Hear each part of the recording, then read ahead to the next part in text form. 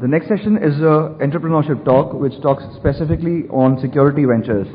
And we discuss the story of Indian security product companies. May I please welcome our moderator on stage, Aditi Phadnis Mehta, Editor, Business Standard. Our esteemed panel comprises of Mr. Ashish Tandon, CEO, Indusface, Hemal Patel, CEO, Cyberoam, and Srinivas Rao, CEO, Aujas Networks. May I please request the gentleman to join us on stage?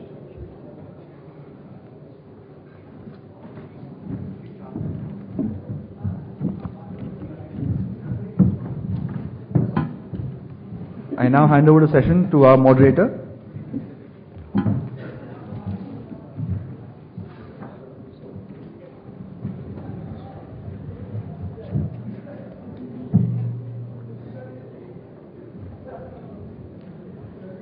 Good afternoon, ladies and gentlemen. It's a pleasure to be here. This session is, as one of our participants said, it's all about telling stories. We have three participants who have made a big name for themselves in whatever that they have done, in the endeavor that they have done, and they have faced many obstacles. They have compromised with their hobbies and their loves, and have worked extremely hard and have done extremely well. So I'm not going to stand here and try and tell their story. I'm going to let them tell their story in their own words to you. And after they have told you their stories, we'll have a short discussion, and then the floor will be open for questions.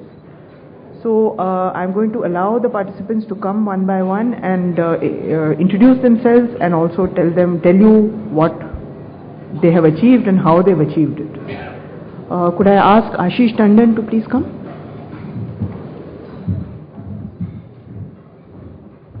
Thank you, and good afternoon to everybody. My story is a little bit interesting. I do feel it's interesting. It starts from I actually am an accidental businessman. I started my career as I played Ranji Trophy for Baroda. So, and that cricket used to be my passion. And I am pretty lucky to have bowled the first ball ever of my career in Ranji Trophy to the current living legend Sachin. Because I'm from Baroda, and Bombay is in our zone. So, I mean, whether I'm lucky or not, but on that day my hands were shivering when I was bowling to him, because, it was difficult to get the ball out of my hand.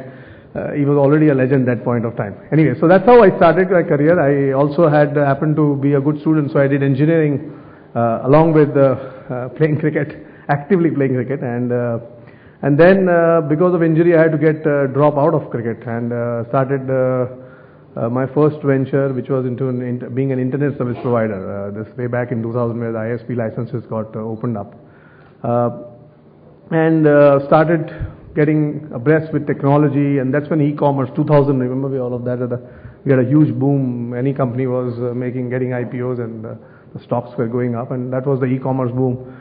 And becoming successful in the ISP business, I started realizing that when everybody is trying to do commerce online, it's important to find out, when you are transacting money, who's going to take care of that money, in terms of security. And that's where I started thinking way back in 2001, 2002, and came in touch with Dr. Bajaj, who was the Deputy Controller for Certifying Authority when the IT Act came into India, where, digital signatures got recognized. So that's how I started, and started understanding security and what it takes.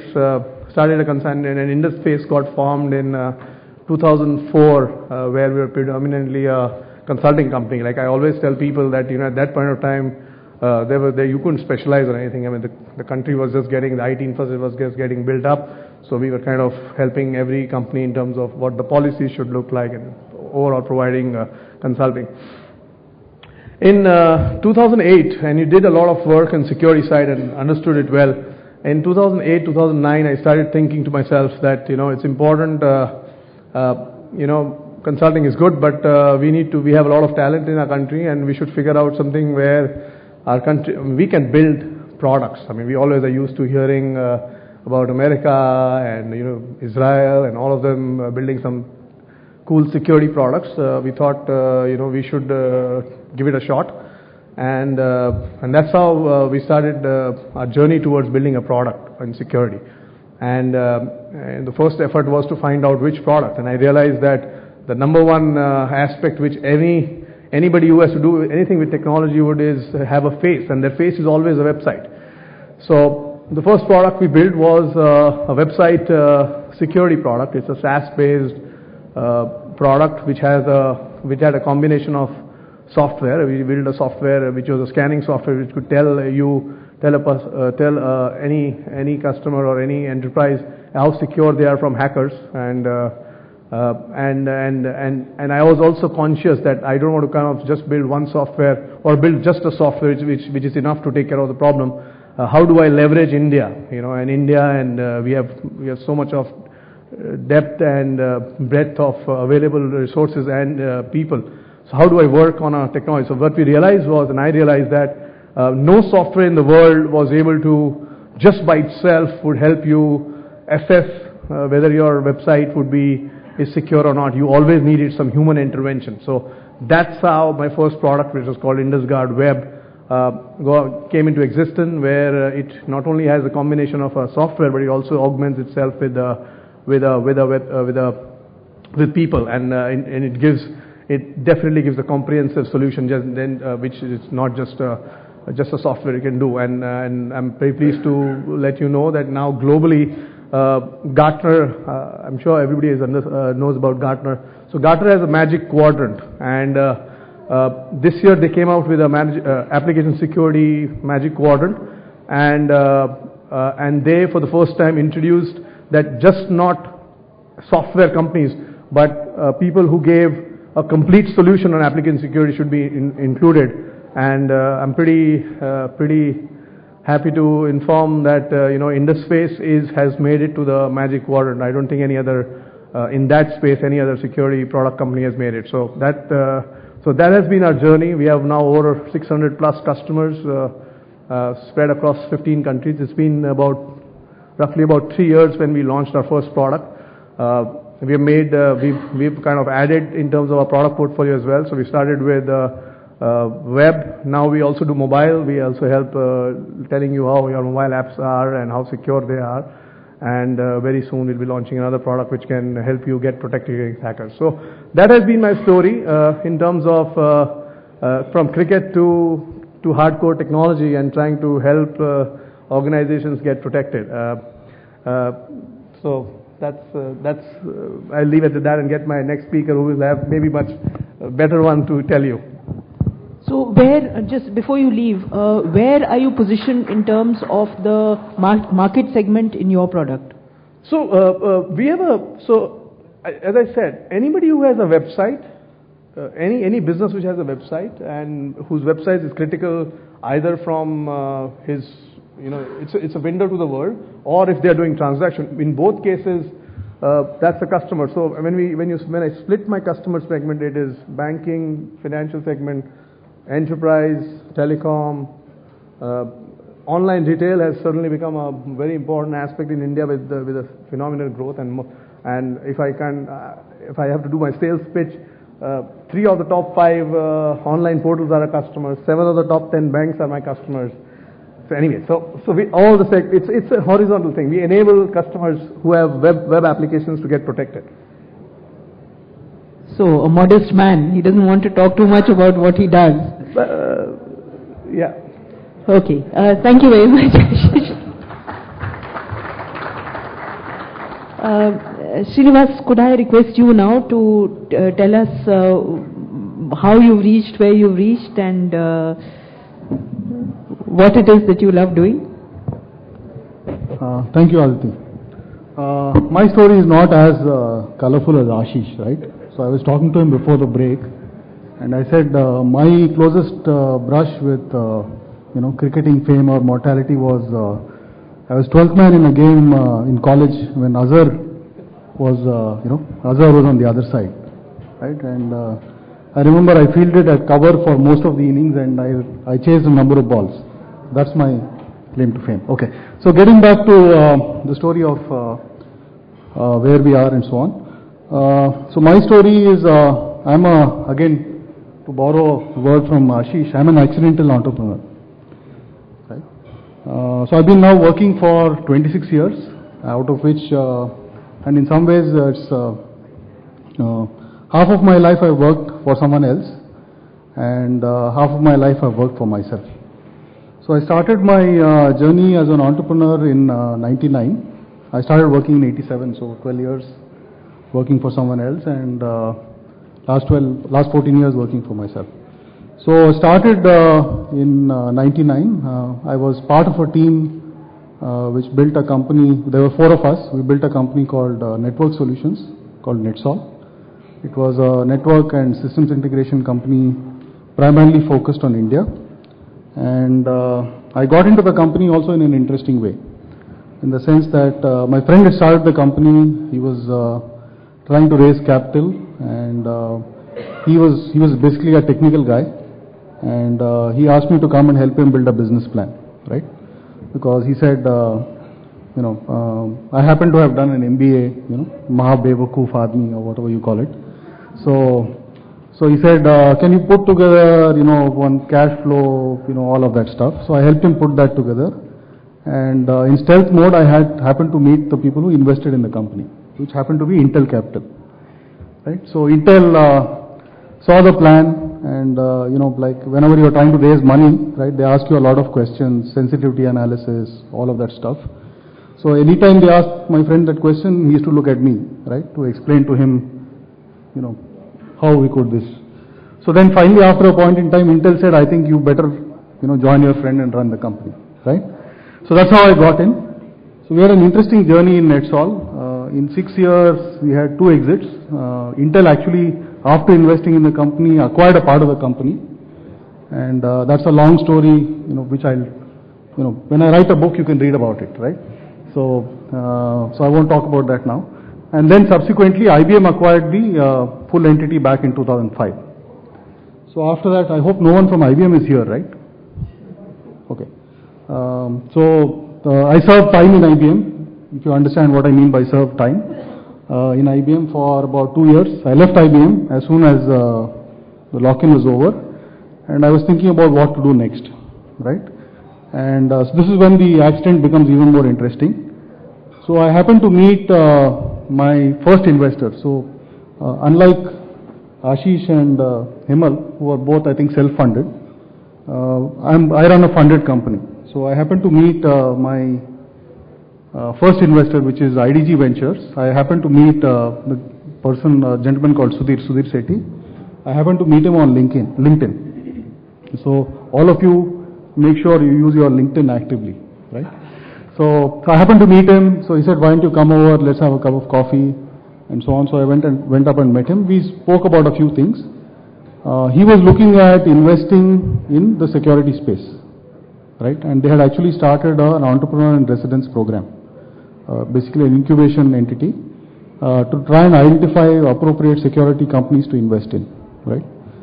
So after a point in time, he said, listen, we are not able to find any company which looks, attractive enough for us to invest. And would you be willing to start something from ground up, right? That's, God's dream come true, right? Somebody who's willing to write you a check because of what you've done in the past. So I sat down, put together a plan, took about 4 months, then had to put together a team. I had some non-complete obligations with IBM, non-solicit, non-compete, so I couldn't hire anybody from my existing team and so on. And so we started off in 2008, right? We started off as we said we felt there was an opportunity to build a significant IT services company in the risk management space. That's how we started. Because if you look at it today, obviously, everyone is familiar with the IT services story, Infi, Wipro, etc., etc. But there was no really significant, except 1 or 2 companies, there was no significant entity in the risk management space from out of India, right? And all the traditional advantages of IT services, talent pool, arbitrage, all of those, was applicable, right? So we said, we put together a plan, we started an IT services company, and we are now about 5.5 years old. And along the way, we've had our fair shares of ups and downs. We just raised our Series B funding about a couple of weeks ago. And along the way, we also transformed as a company, right? So right now we are, I'm a little different from Ashish and Hemal in the sense that we are not a product company yet, nor I think we'll ever be. We will be a services plus a platform company, and I'll explain that in a bit. So today about 10% of what we do is platform. We've built a couple of products. One is a phishing, we call it Phadnis. It's a phishing diagnostic tool. I mean today, you have controls for process, you can put technical controls, but this is a tool which allows you to do a assessment of your people. So that's the first tool we built. We've had good traction with that tool, number of banks here, number of telcos, and good traction in the US as well as in the Middle East. The second product we built is a security analytics and reporting platform, because one of the challenges we found when we talked to a lot of our customers where we used to do services is one of the nightmares a CISO has is he doesn't have a single unified view of risk. Meaning, for example, if you're running a company, right? So you track what you might call key performance indicators, revenue, profitability, cash flow, margins, etc. Same thing if you want to do from a CISO standpoint, you would want to look at something which I would call key risk indicators when you're running a security function, right? And today that's a big challenge for most organizations because so if you look at most large enterprises, they would have several point tools which they deploy, each of which gives you its own, reporting, dashboard, etc.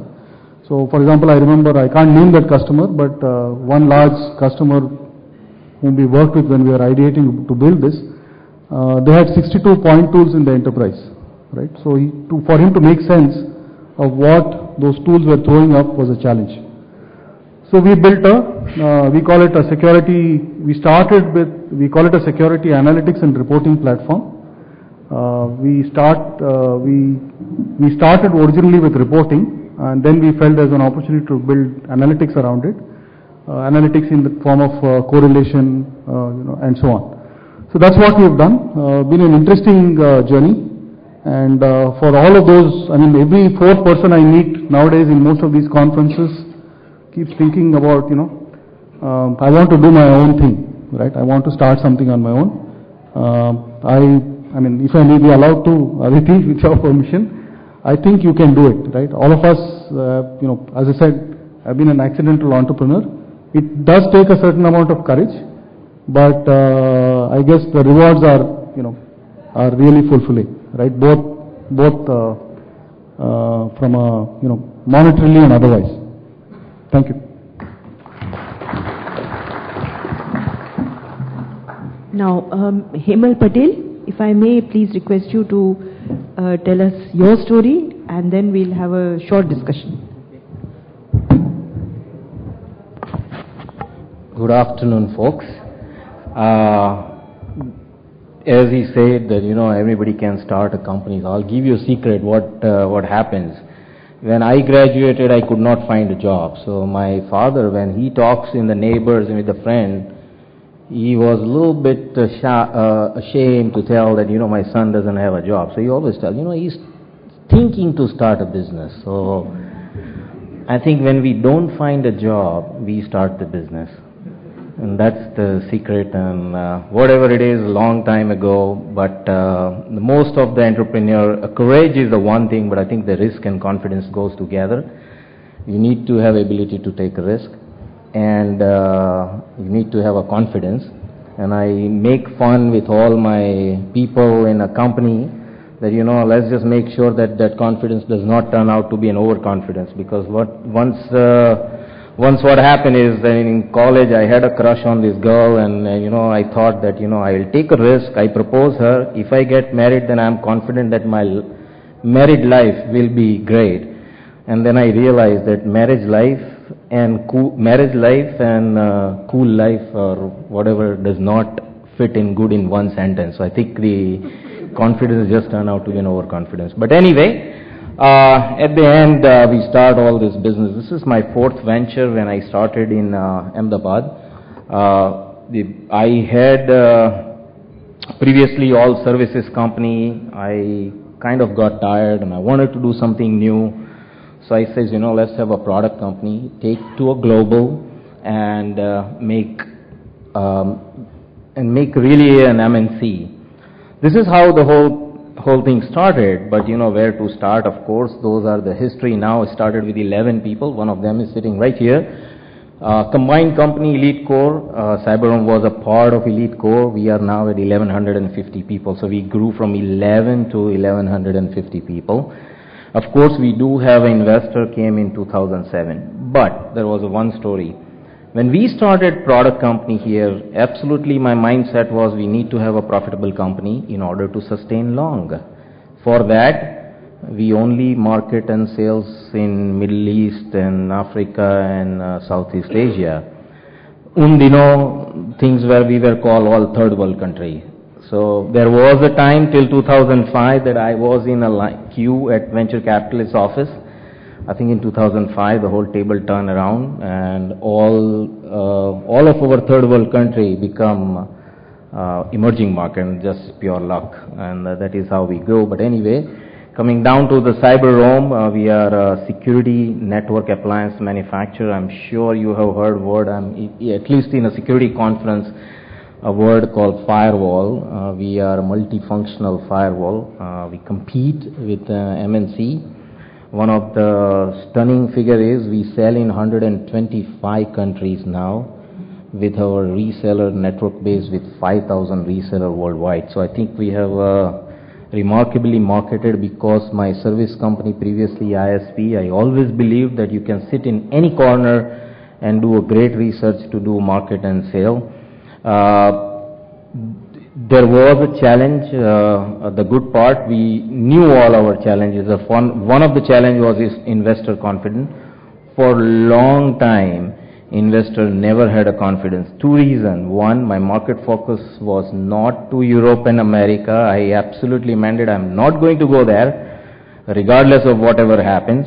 And second, starting in Ahmedabad, which most of the IT destination are Bangalore and Hyderabad. So I think this was the two factor we knew, but mind of profitability kept us going.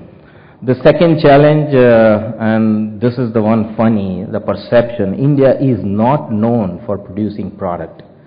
So from day one, we had a slogan. Even our vision statement is also platform for innovators. So you have innovation, we have a platform.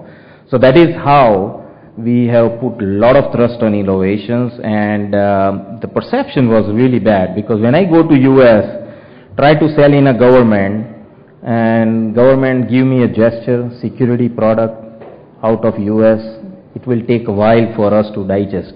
And guess what? When I go sell my own government, exactly the same feeling, that is the desi product. So, and true, I swear to God that has happened. So anyway, those are the long ago story, because now we work beautifully with government.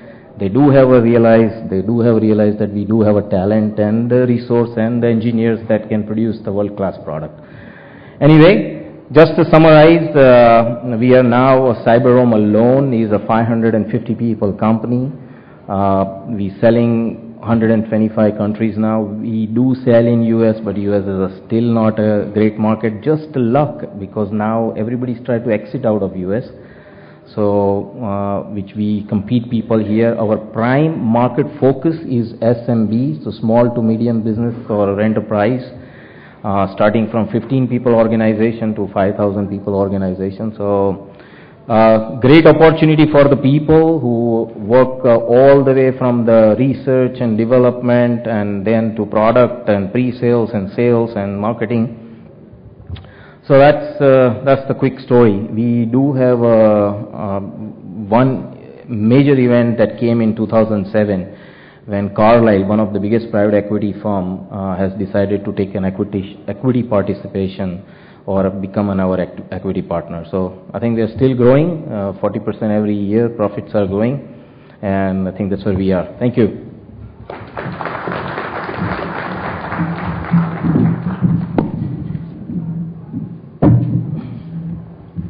Right, so you've heard the stories. I have a couple of questions for the panelists. Hemal, first you. Your own money versus other people's money. Well, this was my fourth venture. Every venture I put my own money, and I brought to a level that where I can give a confidence to other people. Taking other money is not a bad idea. You should do it, because a lot of times we get so much emotionally attached. Somebody else need to validate your business plan, and I think that's the reason you want to get the money. Ashish? Because Ashish only has his own money. Yeah, so I was going to say that you know, I haven't had the luxury of you know, raising money from an outside investor, but I would completely agree with Hemal. One needs to get out of this mold, and you know, it's important to raise money because there are 3-4 things it helps. One, it will help accelerate your growth. So they kind of bring in, and as you said, they bring in their own expertise in terms of working with various other businesses in terms of how to scale it up, which geographies to focus on, what innovations you should work on, you know, and definitely giving a outside view of how do you take the company to the next level. So I haven't had the chance of exercising or getting into that mode, but hopefully pretty soon. That's definitely, and I would agree with him. Srinivas? So I guess I've been involved 2 ways, right? One is the first entity was largely self-funded, and of course we had Intel coming in at some point and putting in money. And this one, though, we started off with funding from, I put in a little bit, but most of it was from the investor I had. So I guess two things. One is I tend to agree with both of them that unlike what many people think that you need a lot of money to start something, not really. That's the first part, right? But obviously you have to be frugal, whether it's your own money or whether it's somebody else's money whom you work with. That's the first part. And actually sometimes taking somebody else's money actually also works negatively, and I'll tell you where, right? Because if it was your own money, I think you'd be a lot more frugal with it, right? And some of the mistakes which I've made, for example, in Aujas, in hindsight, all of us are wise, right? We would not have made if we hadn't taken the kind of money we took. That's one. But again, I think the other thing to look at, and this is a challenge which many people will have, is a lot of people worry about loss of control, right? If you take money from somebody else, it's no longer your company, that guy is sitting and breathing down your neck, right? Actually, I think that, largely, right, and I think he can also add, because he also has an external investor. See, investors are not, investors obviously, you have a fiduciary responsibility because you've taken their money, right? But at the end of the day, I don't think any investor who's smart, right, would want to micromanage what you do, right? Because end of the day, he knows you are the guy who's running the company, and if you have violent disagreements on anything, strategy or execution or anything, it's not going to work, because you can always leave and start something else. Right? I guess all of us will, I'm assuming if whatever we are doing today doesn't work, we'll always start something else, right? So to that extent, investors are smart, right? So you shouldn't be too worried about loss of control, right? But obviously there is a plan which you give them, and you have to execute to that plan. Right? So in my experience and understanding, an entrepreneur is judged, of course, by what he achieves, but also by what he sees as his biggest failure and how he reinvents himself after failure, and which among us has not failed in their lives. So, Hemal, you've been in the area the longest, and that has given you the longest time to succeed, but also the longest time to fail. So, I think I have twice as amount of failure than success, and I am always vocal about it, because that. So tell us about it. Tell us about. So that always teaches something, and my first lesson comes because my last name is Patel. I live in United States, and 72% hotel motel industry is owned by last name Patel. So whenever I go to my ancestor village, they don't care how much great education I have in technology, how many motel you have. So वो थोड़ा बुखार मेरे को भी चढ़ गया था. So that I ended you should have acquired a motel. Yeah, so that virus got to me and I also ended up buying a motel, and I think it was a huge mistake. And wherever I put money, I got zero back, and that teach me the lesson: never start anything because somebody else is starting it. You definitely want to start business just to make money, because that's the key point. The second failure was basically the massive one.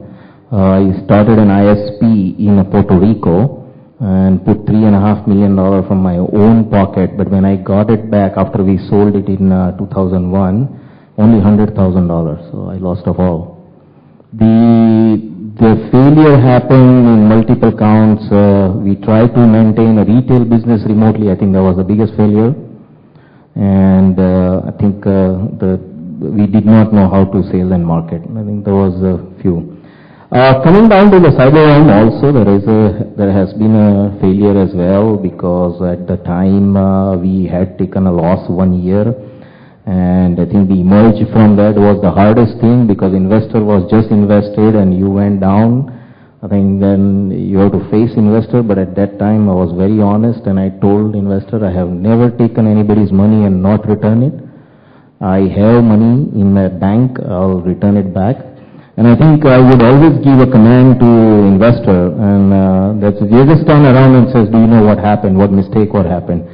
So I think each stage of venture or business, there will be a stage you need to grow out of the old mode and go into the new mode. And I think that was the failure, because we will still wanted to grow into bigger mode, and I'll explain you in very simple term, but we were still focusing on the old way. And I'll tell you, I had entire organization run towards the outcome driven. We wanted to make 14 crore of profit, and whenever the people's performance bonuses and everything, you will get the bonus if we make a 14 crore of profit. You get the bonus only we can make a 14 crore profit. I think that was a gross mistake, because at the end nobody know how we're going to contribute to that profit.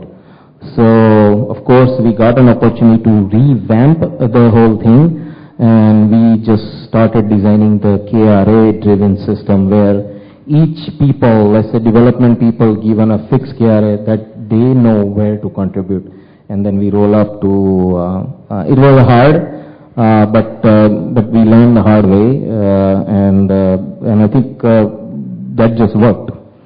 So there is always a failure, and I believe the failure only teaches you, that's all.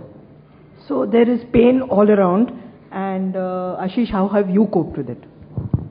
I would like to narrate one real life thing what happened with Indusface. So when I said we launched a product in about 2009, completely self-funded, and we started seeing success. And I think that's a learning for the company as well. So what we started anticipating that the success would go in the next level, or X percentage of profits will come in, these markets will capture. And in anticipation, we started spending so much in terms of, and when those things didn't happen, suddenly from a cash flow positive, profitable company, which was making sure that the growth was in the right direction, we just suddenly started realizing that our bank money is drying up, and we need to raise money, and it actually also led to a point where if I had gone to an investor, he would take away half of my company, because those were the stresses. So I think one of the lessons I learned is that you need to when you are into product business or any business, you need to kind of treat your way carefully in terms of making calibrated calls and calibrated aspects, so that you don't kind of start dreaming about the big aspect and start spending. I mean, you need to be well organized. I think that's my number one learning. And like in my next product now I'm building, I'm pretty conscious about that. This is the budget I have. This is what I will do, because at no point of time you want to go out of pocket, right? I mean, then so you'll not even have your business ready or business available to do. So I think that's my very big learning I got from this business. Srinivas, what has failure taught you, and how have you dealt with it? Yeah. Okay. So as I said, we've been in business in this entity now for 5.5 years. Yeah. So we've had our fair shares of ups and downs, and I think the single biggest thing, right? And I'll echo what Ashish was saying. The single biggest thing in a business is cash flow. Right? Sorry, it's cash flow. Right? And somewhere in the middle, right? We grew very rapidly in the first 2.5 years, and we got a little ahead of ourselves. Right? So at that point of time, we were doing business in some 20 countries. Right? And so we had an entity here in India, then we had a presence in the Middle East. We had set up an office in the US. Then we also decided to go to Europe. So we worked with on a shared model with a partner in Germany and set up something in UK. And two things. One is we thought whatever success we had here, the ramp-up time would be similar in those markets, right? And reality, it turned out to be completely different, right? First of all, you are earning in rupees and spending in euros or pounds, right? So before you know it, you've blown through a lot of millions of rupees. Yeah, €500,000 or some big number like that, right? So that was a thing, and we almost got to a point, about halfway through our almost 5.5 year journey, where I knew that if we didn't stop the bleeding, right, we won't be around for too long, right? So we had to pull out, right? And very difficult because, I guess all of us have what I might call a sense of hubris, right? So you feel good to go and tell people I'm present in, so many countries, so many markets, I have this marquee customer here, there and all that. But then reality dawned, saying, boss, this is not going to work, right? You are putting whatever, reputation, money, investors' money, the team which has worked with you, their lives at risk, right? So you have to cut back, right? And that getting that thing fixed, right? It's not easy. When you make some mistakes, right, which have cost you a lot of money, getting that thing back into shape is a life-changing experience. Right? You have to steel yourself to do things which you would never, you have to tell X number of people saying, guys, this is not working, because they've also put their heart and soul into it, apart from whatever. So that's a game-changing, life-changing experience. And but I think you come out better for it, right? Because now you know. Every day in the morning you get up and you look at, okay, cash. Right? I think that teaches you a lot of things. So, for an entrepreneur, I think cash is important. Of course it is, and we all know that. But equally important is people. For a good entrepreneur, you have to be a leader, but you can't lead too much, because people don't like to be told that they are the lead and you are the leader. We have a panel which is very self-deprecating and very modest I think what we are seeing on the dais is possibly a couple of trillions of dollars, but they are very, very modest people. It's good to be modest, but sometimes you have to blow your own trumpet a little bit, and you have to motivate, and you have to lead, and you have to keep the people who are with you for a long time, or not, as the case may be. So I just want to understand from each of you, one by one, how you deal with the people who work with you. I think there is no second thought that the importance of the people. I mean, if the people are not right, I won't be sitting here as well. What I learned in my all the career, I think you have to absolutely empower them. You have to trust them, pay them, and let them run and shop. Don't watch with their back. I think they get possessive, they get insecure, and I think that's where You have to let them make mistake. In our company, when you are focusing on innovation, you're bound to be fail. So we never punish people of making mistake. Of course, we try to teach them, do not repeat the mistake, because same Einstein story that your definition of insanity. If you repeat the mistake and you expect different results, is the definition of insanity. So we do teach them it is okay to make mistake, but it's better to learn and move. I think that's what the team is. They feel proud. You're always going to face some challenge here and there, but by and large, you have to start depending on them rather than they depend on you. Yeah, I would agree with Hemal. Couple of things. Absolutely, being a product company or any software company, the company runs on people. There's no other machinery which works on that, right? So you'd absolutely make sure that the people you hire and you work with share the same vision. So I think it's important for a leader to ensure that you kind of pass on the same vision and the direction as to what you want to achieve. I think one of the other things I try to do differently, or I'm sure all of us do, but what we took a conscious call was to start making our team part of as owners as well. I started the company in 2004 and owned 100% of the company, and then I kind of over a period of time have started getting stock options and making them truly partners in the business. And I'm seeing phenomenal results on ground.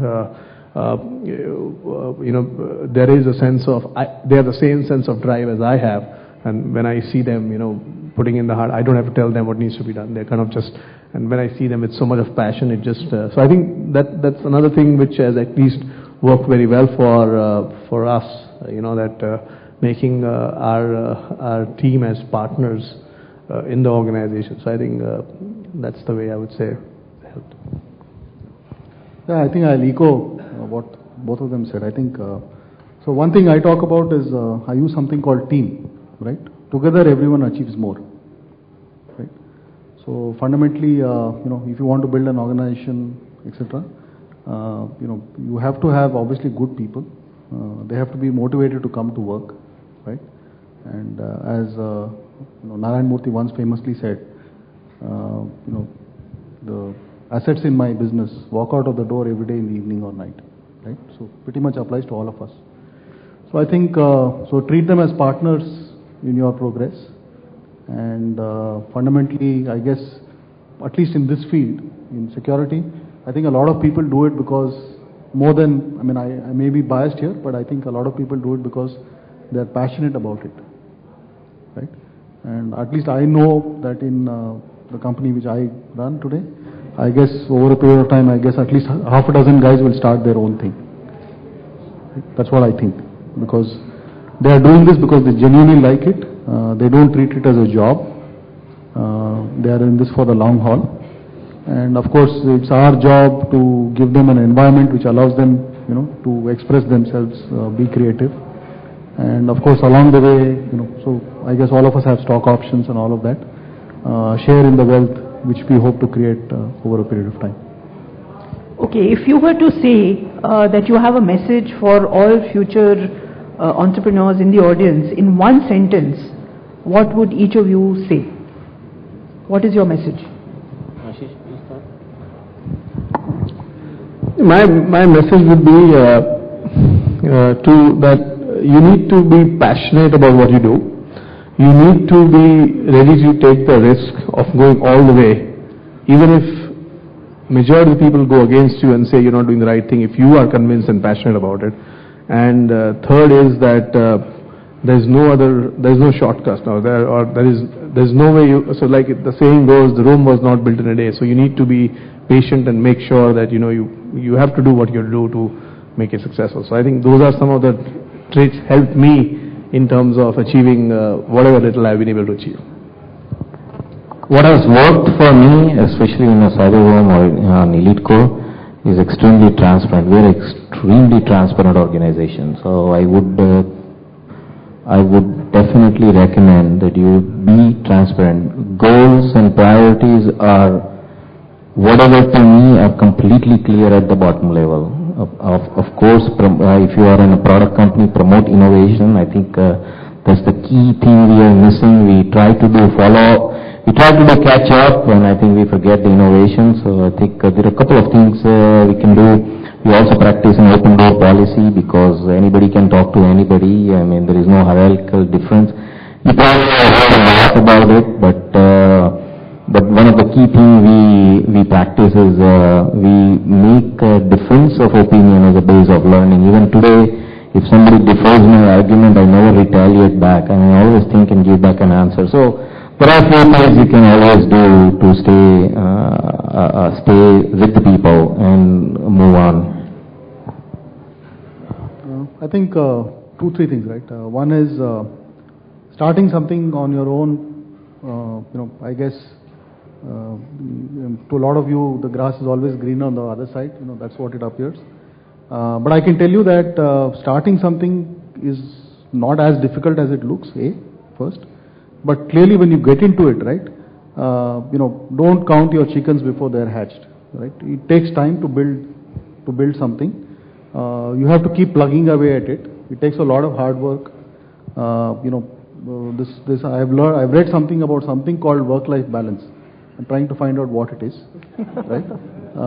So those things you have to give, and obviously the support of friends, family, well-wishers is important, and you have to be strong in the mind. I think that's an extremely important thing, that you started on this path, right? You're not 100% certain of outcome most of the time, but once you go down that path, don't look back, right? And I think the worst thing you can do is drive looking in the rear view mirror, right? As long as you are sure, there will be road bumps along the way, but as long as you are strong in the mind that whatever you are doing is the right thing, you believe in it, and you are pursuing whatever you are doing with integrity of purpose. You are saying, okay, I'll get there someday. Maybe, I don't know about the other two guys, but I'm usually about a year behind what I plan. In terms of, we put a plan to the investor or to the board, and usually we are about a year behind, right? But at least you know that you've given it your all. And as long as you can go to sleep saying that I've given whatever I've done, I've given it my best shot. And obviously there are many factors which are beyond our control many times. How customers decide, etc. is all beyond not necessarily in our control. But as long as we know whatever we've done to the best of our ability. That's it. So single-mindedness, strength and passion. I think this is what this is the message that our participants are trying to give us. There is time for some questions. So if there are any questions. Yes, please. Please identify yourself, or who you are and where you work or what you own.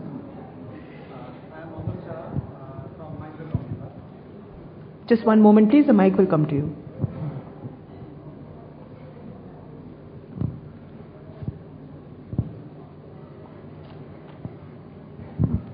I'm Amal Shah from Mahindra Combiva. I'm also from product development organization. So my question is, one measure of success is number of patents, and Indian companies, particularly product development companies in general, I'm not saying you or, is that they do not have too many patents compared to their Western counterparts. So would you like to comment on that part? I don't know. We do have patents. We have filed for 3 patents. So we do. That's, I think, in one initial year we did that. We had this identity-based thing. But I think, when the investment comes, people will ask you questions: how many patents you have, or what is your IP, and things like that. But I do believe in it. If you are focusing on innovation and a product, you should do that. Unfortunately, the patenting registration engines or the facility here are not that sophisticated. So you will find a problem. In initial days, we found that you cannot find you cannot patent software, you cannot do this, you cannot do that, so we had to like just go and file in the US. So we do have a patent, so I do truly believe it. So I would agree, absolutely. I think whether we should have patents or not is I don't even think is a debatable point. I mean, any company who's getting into product and wants to get into innovation, every company is looking at creating an IP of its own. Whether to get a patent or not is a secondary discussion, but unless you don't innovate and you don't have a product which is acceptable globally, you're not going to be accepted. So but as Hemal said, going through the entire process can be painstaking in India, but everybody does that. One of the reasons why maybe that you don't see enough patents is because the fact of the matter is there are not enough security product companies in the country. So once this phenomena gets going and you have more and more, you'll see more patents. So I don't think having patents is or not having is an issue. You definitely need to, but I think over a period of time you'll see some more. Here regulator can help. Because I think here regulator can help. Yeah, because I don't think our patent filing system is as sophisticated as we see it in Western world. So that is definitely just trickle down to the person like him or anyone who is doing development. It's not easy, and the cost in US is not easy too. I mean, one patent probably $75,000, and you just probably have a little revenue, how you can afford it. So it's a very hard street. I think, I guess over time you'll see more. I think first is the number of companies itself, that's one. Second is, as I think Hemal referred to it in passing, right? It costs money, right? And I guess when you start, your first instinct is, patent is good because it gives you that, this thing, but it's also about survival. Right, and would you rather use that money in, for example, putting 2 more people to develop something, or hire a sales guy? So some of those questions you grapple with. Anyone else? Yeah, please. We can't hear you, so you'll have to turn your mic on. Hello. Yeah. Nice to see product companies on the table, because I did run a product company in life sciences. So I'm able to empathize with some of what you're saying. I am from RTTS, which is now defense focused. I want to ask one question. What is the key innovation that over a period of time you people, at least one, if you can cite examples, you'll give an example of how the Indian thinking, which is brought into the whole business? I'll give you a live example. I think we produce the network security appliance, and we have our innovation called identity base. So where we tie up an IP address with the identity. Where it used is perfect example when you are in organization and when you wanted to do a forensic who is a bad person or who is behind that particular traffic is very easy to identify. Now where it used, so I'll give you a couple of examples, and it is some in a really funny way. 2007 I got a call from FBI, and I'm only afraid of 2 guys, FBI and IRS over there. Because I think they teach somehow how to become an arrogant. So the guy just called me and started asking questions for 20 minutes. Then finally I had to say, officer, do I need to call lawyer? And then finally he said, no. What happened is in Saudi Arabia, from US consulate compound, the one terrorist got in, he used American consulate Wi-Fi, which was open and not secured, send an email to FBI that I'm going to kidnap an American from your own compound.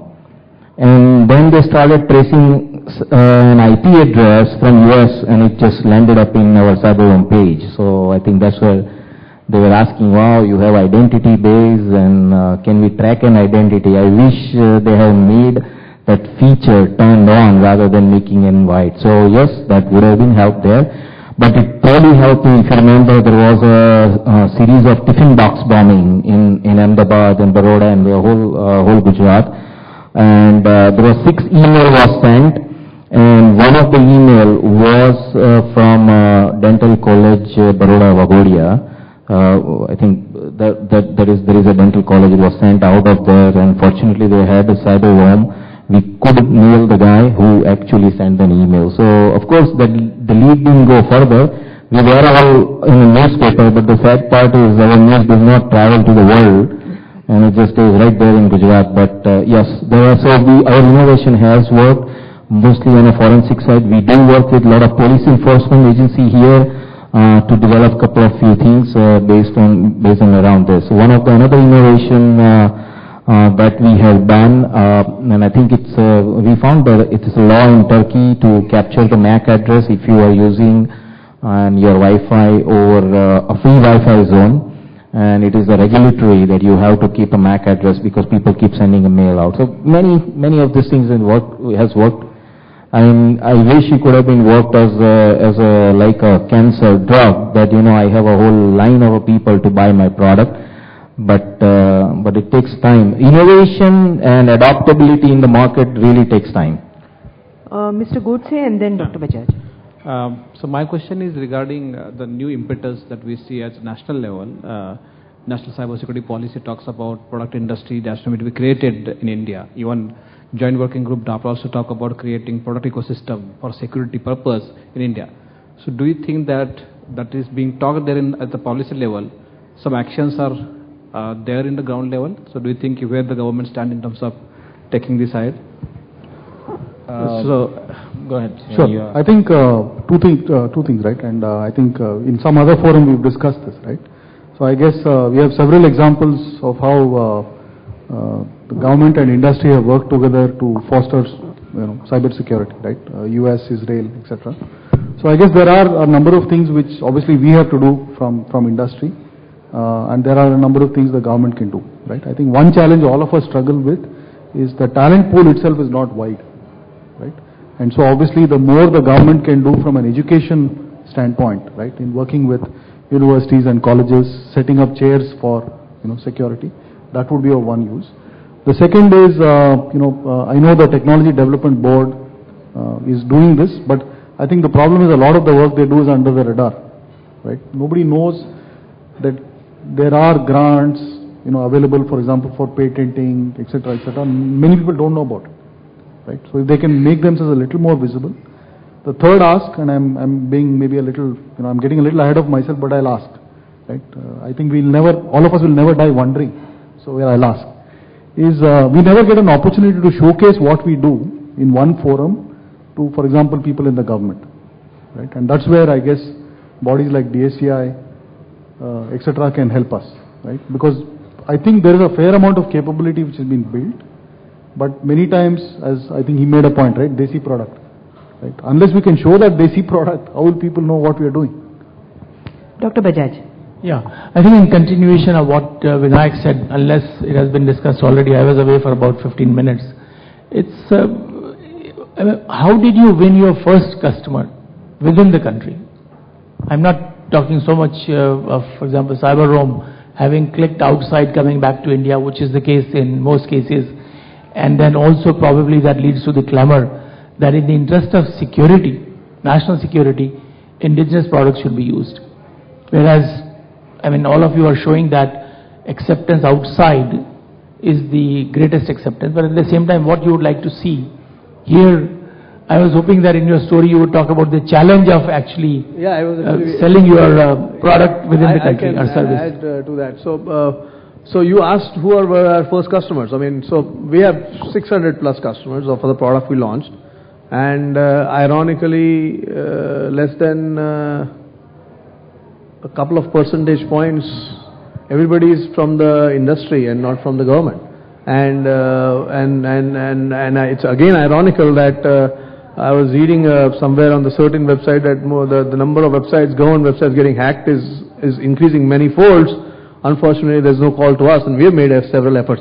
I think apart from what I also feel that there is one of the changes which needs to be done, and if we really intend to get product innovation done in the country, there's no dearth of talent.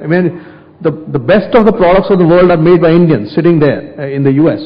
But if you want Indian product you want to give them boost, government in any case always has been globally one of the biggest buyers of the technology. So I think one of the things which needs to be done at the policy level or at whatever forum, I don't know how we can take it up, is to get out of the shackles of Of course, Desi company ko don't ridicule that.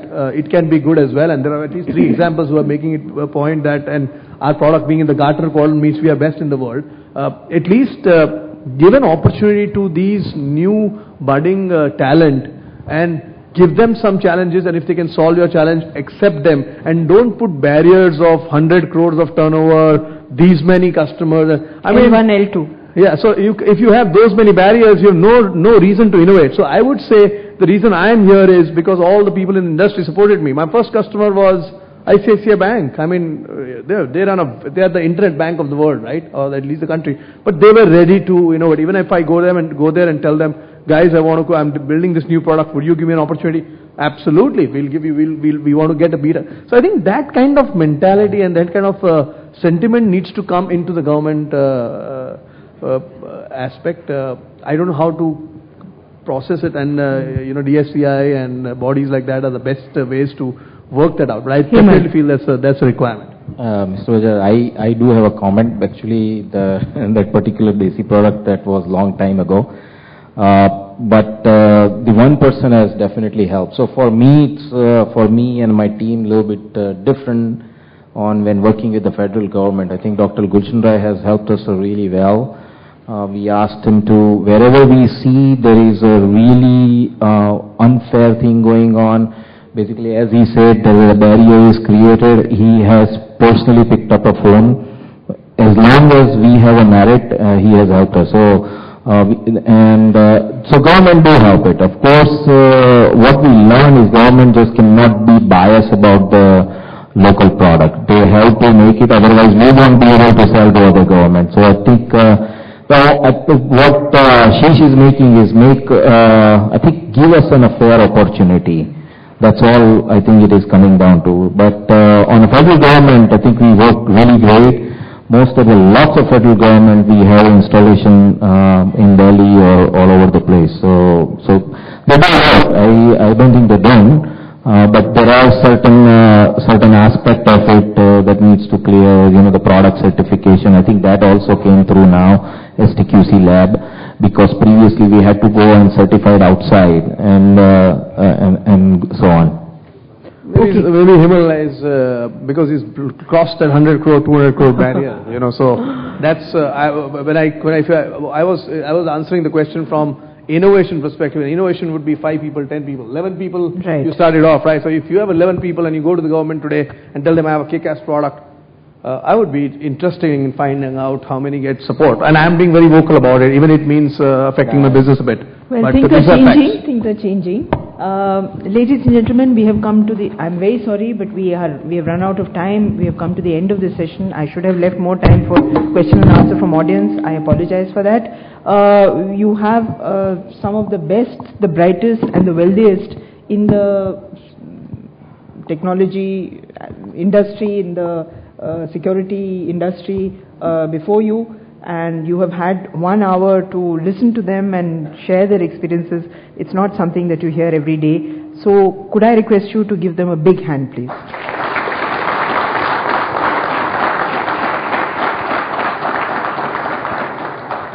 Thank you very much for being such a good audience, and I hope we'll meet you again.